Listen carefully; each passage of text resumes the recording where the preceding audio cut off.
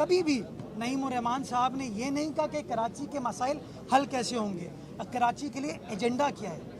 मैं कहता हूँ इल्ज़ामात से बाहर निकलें, इश्यूज़ को आइडेंटिफाई करें और आइडेंटिफाई करके जो उसका सस्टेनेबल हल निकल सकता है, सोल्यूशन निकल सकती है।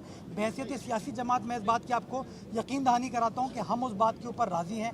आज भी हमें पता है हमारे नंबर पूरे हैं। मेरा किसी भी PTI रुकने असेंबली के साथ कोई राब्ता नहीं है। फिरदौस शमीम नकवी साहब से मेरा ज़ाती रिश्ता है। जो भी सियासी इख्तिलाफात हो, हमें रवादारी का मुजाहरा करना चाहिए और एक दूसरे का इज्जत एहतराम करना चाहिए। क्योंकि मैं कानून का तालिब इल्म हूँ, इसलिए मैं आपको कानूनी जवाब दे सकता हूँ, सियासी जवाब नहीं दे सकता। देती है बदकिस्मती के साथ लोगों ने हमेशा तवज्जो इल्ज़ामात लगाने पर की, काम के ऊपर नहीं की। हम बड़ी खामोशी के साथ, बड़े ग्रेस के साथ, बड़े तदब्बुर के साथ अपनी सियासत का, कैंपेन का सिलसिला हमने जारी व सारी रखा। ना हमने 15 जनवरी से पहले इल्ज़ाम लगाए, ना 15 जनवरी के बाद इल्ज़ाम लगाए हैं। हमने अपने इत्तेहादियों के साथ बात की, अपने अरकान के साथ बात की। पाकिस्तान पीपल्स पार्टी कराची की सबसे बड़ी सियासी जमात बनकर उभरी जब 155 अरकान काउंसिल, हम 14 अरकान पाकिस्तान मुस्लिम लीग नवाज़ के हैं, 4 अरकान जो हैं वो JUI फजलुर रहमान ग्रुप के हैं। 173 का नंबर हमारा पूरा होता है। जमात इस्लामी को 130 नशिस्तों पर कामयाबी हुई है, उनको 130 अरकान उनके पास हैं। अगर वो हमारे नंबर को पूरा कर जाते हैं, 100 बिस्मिल्लाह, मैं उनको खुद मुबारकबाद पेश करूंगा। अगर वो अब हमारे नंबर को क्रॉस नहीं कर पाते तो उन्हें हमारे मैंडेट का एहतराम करना चाहिए। इल्ज़ामात को तर्क करके आज शाम के बाद हम सबको मुत्तहिद होकर चार्टर ऑफ कराची के ऊपर बात करनी चाहिए कि कराची का क्या मास्टर प्लान होना चाहिए, कराची का अगले 50 साल का क्या मंसूबा होना चाहिए। मैं बार बार इस बात पर मैंने जोर दिया कि कभी भी नईम उर रहमान साहब ने ये नहीं कहा कि कराची के मसाइल हल कैसे होंगे, कराची के लिए एजेंडा क्या है। मैं कहता हूँ इल्ज़ामात से बाहर निकलें, इश्यूज़ को आइडेंटिफाई करें और आइडेंटिफाई करके जो उसका सस्टेनेबल हल निकल सकता है, सोल्यूशन निकल सकती है। बहैसियत सियासी जमात मैं इस बात की आपको यकीन दहानी कराता हूँ कि हम उस बात के ऊपर राज़ी हैं। आज भी हमें पता है हमारे नंबर पूरे हैं।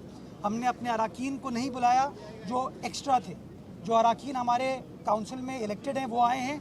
जो पाकिस्तान पीपल्स पार्टी के MPAs हैं, MNAs हैं, हमारे कारकुनान हैं, ओहदेदार हैं, वो यहाँ पर नहीं आए। हमने कोई अपना कैंप बाहर नहीं बनाया। मैं सलमान अब्दुल्ला मुराद साहब यहाँ पर मौजूद हैं।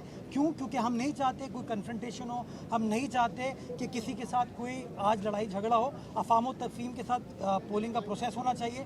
जो हम पे इल्ज़ामात लगा रहे थे प्रेशर का, आज हमने एक और चीज़ साबित की। कमीशन का हुक्म आया, अदालत का हुक्म आया कि जो अंडर कस्टडी अरकान हैं उनको पेश किया जाए। आपके सामने उन अरकान को आज पेश किया गया है। तो एब्सोल्युटली हम कमिटेड हैं कि पोलिंग का प्रोसेस अफाम व तफहीम के साथ हो और इंशाअल्लाह जिसके पास नंबर है वो आ जाए, जिसके पास नंबर नहीं है उसका एहतराम करे और फिर मिलकर लोग इस शहर कायद की खिदमत करें। अच्छा, क्या आप इंतजामात से खुश हैं? जो इस वक्त जो इंतजामात हुए उन पर जो किया गया पुलिस से, रेंजर्स है और दीगर जो इलेक्शन कमीशन की जानिब से किए गए? देखिए, मैं तो तनकीद वाला आदमी नहीं हूँ। अगर रेंजर्स पुलिस नहीं होती तब भी इल्ज़ाम लगाते, वो मौजूद हैं तब भी इल्ज़ाम लगा रहे हैं। मैं इस चीज़ को इस पर नहीं जाना चाहूँगा। मैं ये समझता हूँ कि आज का टारगेट इलेक्शन कमीशन का सिर्फ एक चीज़ होना चाहिए, 1 पॉइंट एजेंडा, कि पोलिंग का प्रोसेस शफाफ तरीके से कानून के मुताबिक अफाम व तफहीम के साथ मुकम्मल हो। मैं इस बात की यकीन दहानी कराता हूँ कि पीपल्स पार्टी यही चाहती है कि तमाम चीज़ें पीसफुली हो जाए। कानून की तालिब इल्म ये बताइए कि सादा अक्सरियत जो थी उसके बजाय जो हॉल में मौजूद अक्सरियत की बुनियाद पर जीत का फैसला होगा, ये कानून एक ही अप्लाई क्यों नहीं होता कौमी असेंबली और इस ऐवान के लिए? चूँकि मैं कानून का तालिब इल्म हूँ इसलिए मैं आपको कानूनी जवाब दे सकता हूँ, सियासी जवाब नहीं दे सकता। क्योंकि हर शख्स अपने हिसाब से कहता है। अगर आप कभी आइन पढ़ेंगे तो आइन में लिखा हुआ है majority of the total membership. आइन पढ़ लीजिए। जब आप लोकल गवर्नमेंट एक्ट पढ़ते हैं उसमें लिखा हुआ है बाय मेजॉरिटी। जब वोट ऑफ नो कॉन्फिडेंस की बात लिखी हुई है तो majority of the total membership लिखा हुआ है। यानी कि जो कानून साज असेंबली थी उसने कानून बनाते वक्त ये कहा कि सादा अक्सरियत जो हॉल में मौजूद लोगों की होगी वो अक्सरियत बनती है।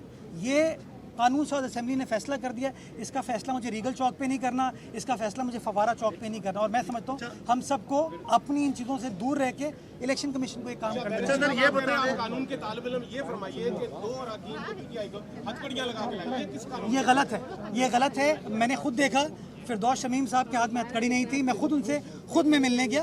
बाकी जो एक रुकन को मैंने जो खुद देखा मैं समझता हूँ वो गलत है, वो नहीं होना चाहिए था। और मैं बात करूँगा, हर किसी का इज्जत एहतराम हम सब के ऊपर वाजिब है। मैं बिलीव करता हूँ कि जो भी सियासी इख्तलाफात हो, हमें रवादारी का मुजाहरा करना चाहिए और एक दूसरे का इज्जत एहतराम करना चाहिए। लास्ट क्वेश्चन, इतला दें कि 30 अरकान जो है पाकिस्तान तहरीक इंसाफ के, उन्होंने क़यादत के फैसले से इख्तलाफ किया है, उनका आपसे कोई किसी किस्म का रब्ता है या वो किस तरफ जाएंगे, कुछ है?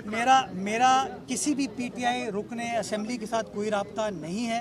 फिरदौस शमीम नकवी साहब से मेरा ज़ाती रिश्ता है, मेरे वालदेन के वो कॉलीग रहे यूनिवर्सिटी में। जब वो आए मैं उनसे मिलने गया, उनको सलाम करने गया।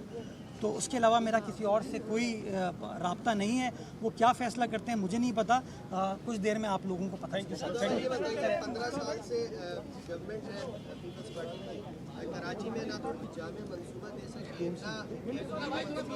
ना। मैं ये बताइए कि आपके पास क्या प्लानिंग है? आप 4 साल में अगर आप मेयर बनते तो आप क्या करेंगे जो पिछले 15 साल में आपकी हुकूमत नहीं कर सकी? मैं बड़ा शुक्रगुजार हूँ कि आपने इशू ओरिएंटेड बात की। काश कि कभी नईम और रहमान साहब से भी इस तरह की बात की जाती, नहीं की जाती। मैं जवाब, सर मुझे पता है कौन किसकी तर्जुमानी करता है, मैं गुजारिश मेरी करने दें।